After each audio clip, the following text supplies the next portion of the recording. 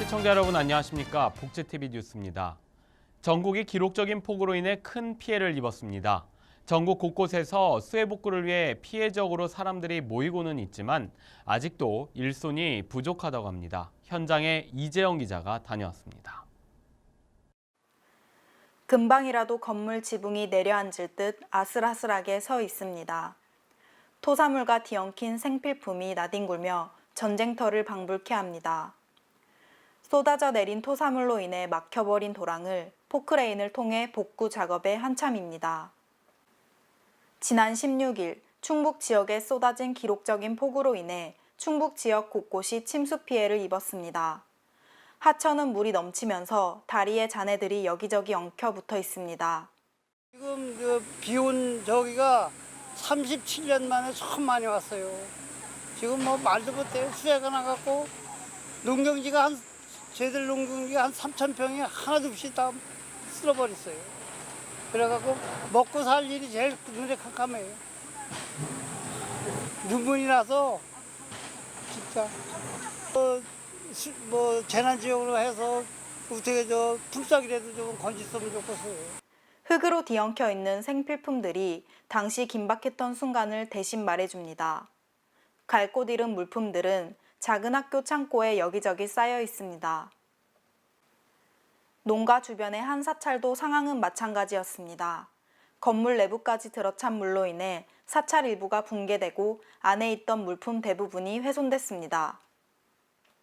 너무나 갑작스러운 일이라 뭐라고 말씀도 못할 정도고 그냥 막 물 들어오는 대로 그냥 튀어나갔어요. 다행히 그래도 죽지 않고 살아있다라는 거 위안 삼고 있습니다. 피해는 뭐 나뿐이 아니고 다 봤으니까 그래도 좀 도움을 많이 좀 주셨으면 감사하겠습니다.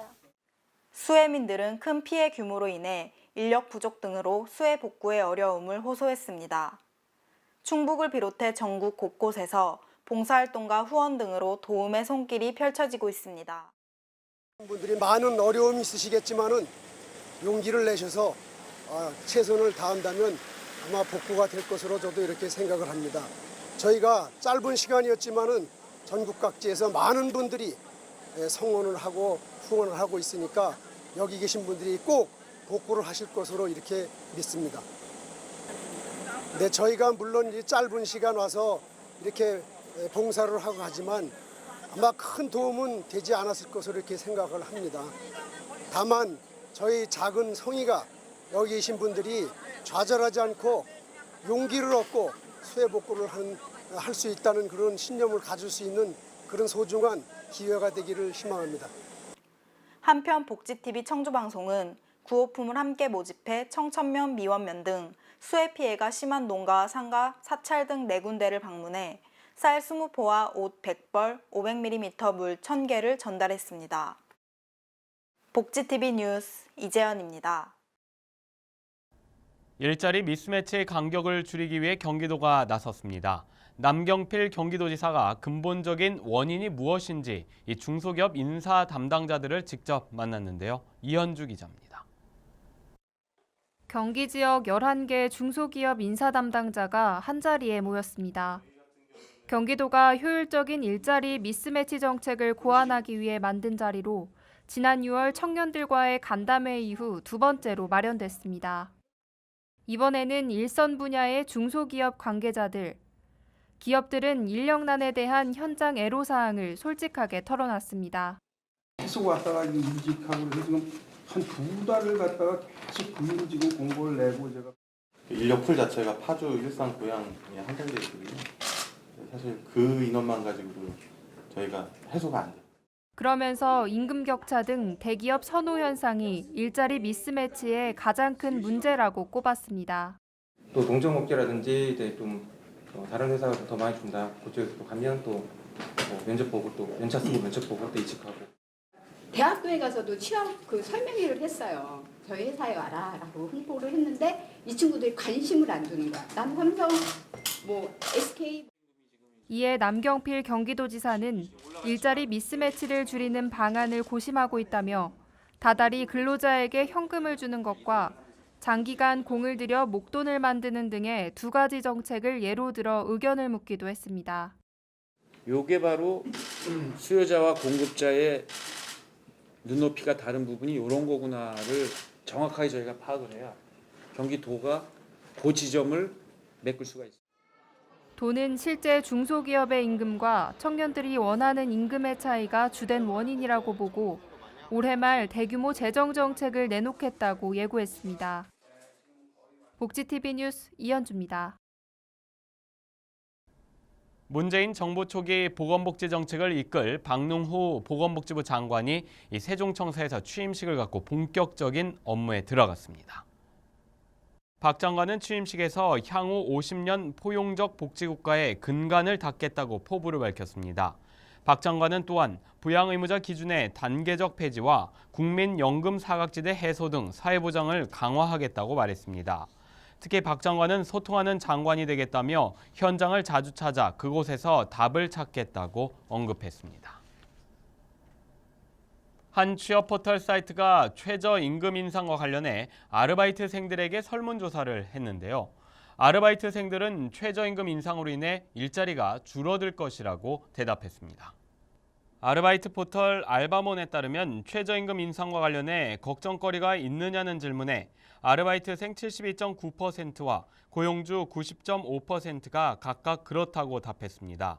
또한 아르바이트생 중에는 51.8%가 일자리 축소를 최대 걱정거리로 꼽았고 고용주는 67.5%가 아르바이트생의 인건비 증가라고 응답했습니다. 2017 삼순 데플림픽에 출전한 여자 볼링 국가대표 선수들이 이 금은 동메달을 모두 목에 거는 진기록을 거뒀습니다. 한국 선수끼리의 안방 대결에서 박선옥 선수가 금메달, 김지은 선수가 은메달을 가져갔습니다. 동메달은 이번 대회 한국 선수단의 최고령 선수인 김태순 선수와 최성경 선수가 차지했습니다. 한편 한국 볼링이 데플림픽에서 금은 동메달을 모두 가져가는 경험은 벌써 2번째입니다. 장애계가 서울구치소의 반인권적인 처우를 규탄하는 기자회견을 열고 국가인권위원회 진정서를 접수했습니다. 전국장애인차별철폐연대에 따르면 장애인권운동가 3명이 벌금을 내는 대신 자진 노역을 하기 위해 서울구치소에 입감했다고 밝혔습니다. 그러나 장애계에 따르면 서울구치소는 장애 유형에 따른 보조기구 등을 제대로 제공하지 않거나 의무 관련 담당자가 폭언을 하는 등의 행위를 했다고 주장했습니다. 이에 장애계는 기자회견 후 국가인권위원회에 이번 사건과 관련해 진정서를 제출했습니다. 여름방학이 시작됐습니다. 자녀가 집에 있는 시간이 늘어나면서 자녀들의 건강은 물론 마음 상태도 잘 살필 수 있는 시기인데요. 이때가 자녀가 어떤 고민이 있는지, 이 정서적인 문제는 없는지를 살필 수 있는 적기라고 합니다. 황현희 기자입니다. 자녀의 마음을 읽기 위해 가장 필요한 것은 진솔한 대화입니다. 전문가들은 부모와 자녀와의 대화에서 핵심 요소로 공감을 꼽습니다. 그런 일이 있었구나. 너 얘기하기 어려운 얘기인데 얘기를 해줘서 고맙구나. 그동안 고생이 많았구나. 뭐 이런 아이가 처음에 얘기를 꺼냈을 때 부모가 공감적인 태도로 대해주는 것이 다음번에 아이가 또 어려움이 있을 때 더 잘 할 수 있도록 도와주기 때문에. 부모의 공감은 지속적인 대화를 가능하게 합니다. 먼저 문제를 해결해 주시려고 하시는 것보다 우선은 공감적으로 들어주시고 그리고 그렇게 느낄 수 있겠다라고 먼저 감정에 대해서 인정을 해주시면 대화가 조금 더 수월하게 풀어나가는 데 좀 도움이 될 것 같습니다. 문제는 자녀와 소통이 되지 않을 때입니다. 이럴 때 가장 필요한 것은 자녀의 말과 행동에 대한 세심한 관찰입니다. 흥미있어 하던 것들에 흥미를 잃고 친구들과 잘 어울리지 않으려 하는 등의 행동은 물론 먹는 양이나 잠자는 시간의 큰 변화는 주의 깊은 관찰이 필요합니다. 우울증과 같은 정서적인 문제의 표출일 가능성이 높기 때문입니다. 복지TV 뉴스 황연입니다. 서울 노원구가 주민들의 삶을 보다 행복하게 만들기 위해 나섰습니다. 행복을 배달합니다. 이 행복 배달부 위촉식 열렸는데요. 정두리 기자입니다. 노란 배지를 단 참석자들이 10가지 실천 과제를 선서문으로 낭독하고 의지를 다집니다. 지난 21일 노원 구민회관 대강당에서 열린 행복 배달부 위촉식. 만여 명의 배달부 중 700여 명이 행사에 참석했습니다. 이게 이제 그 프로그램이 있더라고요. 그래서 이거를 이제 5번 정도 강의를 들었었는데 우선 이제 뭐 웃는 거, 그다음에 남을 칭찬하는 거, 감사 편지, 쪽지 편지 모든 프로그램들을 저희들에게 이제 알려줘서 다른 사람에게 내가 이런 거를 하니까 행복하더라. 그래서 우리의 경험을 다른 사람들에게 알리는 거예요. 이날 위촉식에서 행복 코칭 강의를 맡은 김성환 노원구청장은 비물질적 생활과 내적인 행복을 채우는 연습의 중요성을 강조하며 10가지 실천 과제를 제시했습니다. 이를 위해 노원구는 행복노원 실천위원회를 구성하고 행복충전소와 행복마을 추진단을 주축으로 종교, 클럽, 동아리, 학교, 소모임 등에서 행복 배달부를 통해 실천 과제를 적용하게 됩니다. 처음에는 좀 어색하고 어렵고 힘들었어요. 제가 잘 많이 웃는 편인데도 웃음이 잘 안 나오더라고요. 근데 연습을 하고 교육을 받다 보니 저절로 교육이 돼서 사람들하고 나눔을 하는데 굉장히 즐겁게 되더라고요. 제가 이제 마을에서 사람들과 함께 즐겁게 행복하게 행복 나눔을 하겠습니다. 노원 최초! 대한민국 최초! 예, 행복 배달부 화이팅! 행복은 삶의 습관입니다를 슬로건으로 걸고 위촉된 행복 배달부는 만여 명으로 시작해 마을 공동체 복원 사업의 핵심 과제를 수행하며 그 수를 더해갈 예정입니다. 북지TV 뉴스 정두리입니다. 다음은 모두의 비타민 시간입니다. 청주의 한 자원봉사단체가 지역 요양원을 찾아 노래 봉사 활동을 가졌는데요. 이재영 기자입니다. 신나는 노랫가락에 맞춰 어르신들이 흥겨운 듯 끊임없이 박수가 이어지고 있는 이곳은 바로 흥덕요양원. 지난 17일 청주의 흥덕요양원에서 무신문화예술봉사단이 주최한 다채로운 노래 공연 봉사활동이 펼쳐졌는데요. 특히 이날 일생을 노래와 함께하며 81살의 나이에도 불구하고 지속적으로 노래 봉사활동을 펼쳐온 김희영 씨를 만났습니다. 노래를 좋아하기 때문에 노래를 배워갖고 봉사를 하러 다니고 있습니다. 항상 그도 밝은 모습으로 대해줘서 너무나 감사합니다. 그래서 제가 열심히 다니고 있습니다. 건강이 허락할 때까지는 계속 하겠습니다. 이날 노래 공연에는 나이가 지긋하신 어르신들이 함께 화려한 옷차림과 노래 실력, 하모니카 연주로 모두의 시선을 집중시켰습니다. 요양원은 시설을 이용하는 어르신들에게 노래 공연을 통해 문화 여가 활동을 장려하고 봉사단과 어르신들이 함께 화합의 장을 이뤘습니다. 한편 김 씨는 월 평균 6회가량 관내 요양원, 병원 등을 방문하며 노인들을 대상으로 활발히 노래 봉사활동을 펼치고 있으며 올해 자원봉사활동 1000시간을 기록했습니다. 복지TV 뉴스 이재현입니다.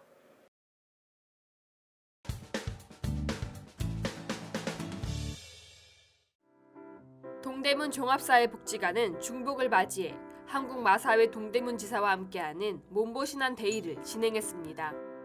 지난 19일 지역 내 저소득 홀몸 노인 60명과 함께 동대문 문화공감센터 예술단 소속 8명의 가수가 진행하는 흥겨운 가요 메들리로 재능기부 공연이 진행됐으며 건강한 여름을 보낼 수 있도록 몸보신 삼계탕을 대접했습니다.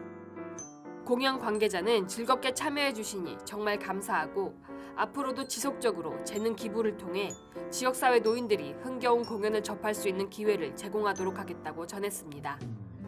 동대문 종합사회복지관은 문화, 예술, 사회, 경제, 각 분야의 다양한 사회공헌 활동을 위해 노력하고 있습니다. 속초 종합사회복지관은 한국전력공사 속초연수원 사회봉사단과 함께 속초 지역 내 소외계층 가정과 다문화 가정에 직접 방문해 지원 물품을 전달했습니다. 속초 지역 소외계층을 대상으로 열악한 주거환경 개선을 위해 여름 이불을 전달했으며 다문화 가정에는 출산용품 및 부녀와 가구를 직접 방문해 전달했습니다. 참여 봉사자는 지속되는 폭염과 가뭄 그리고 경제 어려움으로 인해 쾌적한 여름 나기가 어려운 분들에게 작지만 도움이 되길 바라며 지역 주민의 마음까지 밝혀주는 한국전력공사 속초연수원이 되겠다고 전했습니다. 앞으로 속초 종합사회복지관은 속초 연수원 사회봉사단과 청소년 장학금 지원, 월 1회 지역 소외계층 생필품 지원, 저소득층 자녀 교복비 지원, 결식 방지 사업 도시락 용기 지원 등 다양한 사업들을 함께 추진할 예정입니다. 양천 장애인 종합복지관은 중고등학생을 대상으로 하는 청소년 자원봉사학교 참여자를 모집합니다.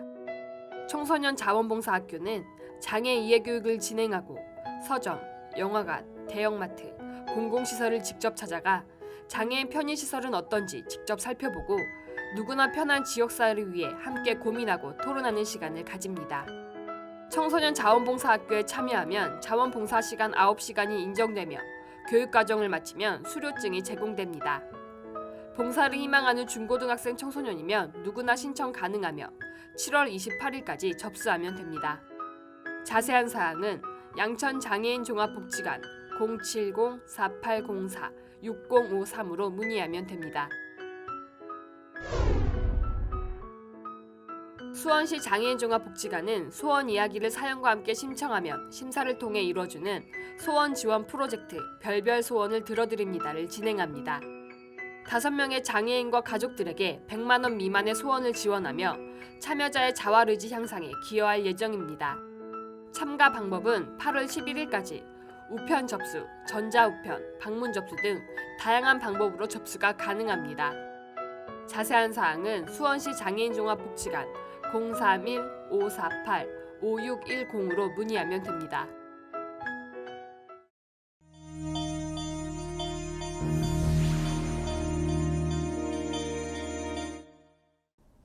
계속해서 간추린 뉴스 소식 전해드립니다. 보건복지부와 한국건강증진개발원이 취약아동 대상 한약 건강증진 표준 프로그램을 개발해 전국 보건소에서 오는 9월까지 시범사업을 실시합니다. 이번 사업을 위해 14개 보건소가 선정됐으며 지역별 한의사와 보건소 담당자는 지역 아동센터를 직접 방문해 건강검진과 건강교육을 진행할 예정입니다. 질병관리본부가 휴가철을 맞아 여름철에 빈번히 발생하는 익수 사고에 대해 각별히 주의할 것을 당부했습니다. 특히 본부는 어린이들의 익수 사고 예방을 위해 함께 물속에 들어가는 것이 안전하다고 말했습니다. 또한 본부는 물에 빠진 아이 구출 시 구조자의 안전 확보가 중요하고 빠른 구조 요청과 심폐소생술 실시 등이 중요하다고 설명했습니다. 대한장애인체육회는 2017 KPC 개발도상국 초청 장애인 스포츠 개발 캠프를 개최합니다. 이번 캠프에는 네팔과 스리랑카 등 10개국에서 40여 명의 선수들이 참가해 수영과 탁구, 스포츠 아카데미와 한국 문화체험을 가질 예정입니다. 경기도가 오는 9월부터 4개 권역에서 장애인 365 쉼터를 개관합니다. 장애인 쉼터는 중증장애인들을 단기간 맡길 수 있는 긴급 보호시설입니다. 하루 2만 원을 내면 최장 30일까지 이용 가능하며 이번 시범 운영을 한 뒤 모든 시군으로 확대할 계획입니다. 경상남도가 본격적인 여름 휴가철을 맞아 피서객들이 많이 찾는 하천과 계곡 등에서 발생하는 물놀이 안전사고 예방에 총력을 기울입니다. 또한 물놀이 비상근무반을 편성해 주말에도 안전관리에 나설 예정입니다. 이 밖의 소식은 장애인신문과 웰페어뉴스 홈페이지를 통해 확인하실 수 있습니다. 다음 코너는 발달장애인 진행자가 직접 방송기사를 쉽게 만들고 참여하는 코너입니다. 안호준이 전하는 모두가 알기 쉬운 뉴스 함께 보시죠. 안녕하세요. 모두가 알기 쉬운 소식의 안호준입니다. 얼마 전 내년도 최저임금이 결정됐습니다. 6,470원에서 7,530원으로 1,060원이나 올랐는데요. 최저임금이 오르게 되면 어떤 일들이 발생할까요? 우선 일하는 사람들이 월급이 오릅니다. 그렇게 되면 월급이 오른 직원들은 신이 나서 일을 더 열심히 하겠죠? 하지만 최저임금의 적용을 받지 않는 이들도 있습니다. 바로 장애가 있는 사람들인데요. 장애인의 경우 최저임금법 7조에 의해서 최저임금을 맞춰주지 않아도 된다고 되어 있기 때문입니다. 실제로 국가인권위원회가 장애가 심한 사람들은 어떻게 일하고 있는지 조사한 적이 있었는데요. 장애가 심한 사람들이 일을 하면서 받는 평균 임금은 2,630원밖에 되지 않습니다. 장애가 있다는 이유만으로 최저임금을 받지 못한다는 사실에 대해서 시청자 여러분들은 어떻게 생각하시나요? 이것이야말로 장애인들을 차별하는 것이 아닐까요? 요즘 뉴스나 인터넷을 보면 장애인을 차별하지 말자, 다 같이 어울려서 잘 살자고 하는데 실상은 법에서부터 장애인을 차별하고 있는 현실, 곰곰이 생각해봐야 할 문제인 것 같습니다. 갑작스러운 집중호우로 재산과 인명피해가 심각한 상황입니다. 아직도 많은 이재민들이 집으로 돌아가지 못한 채 마을회관 등에 대피해 있는데요. 아직 끝나지 않은 장마로 인해 추가 피해가 예상되니 각별히 주의해 주시기 바랍니다. 나눔과 배려를 실천하는 방송 복지TV 뉴스를 마칩니다. 시청해주신 여러분 고맙습니다. 우리 주변에서 일어나는 불공정한 사례부터 억울한 사연, 따뜻한 미담까지 장애인 신문과 웰페어 뉴스 홈페이지를 통해 보다 다양한 소식을 접할 수 있습니다. 시청자 여러분의 제보를 기다립니다. 웰페어 뉴스 홈페이지 또는 전자우편, 전화번호 02-2655-9519로 많은 제보 바랍니다.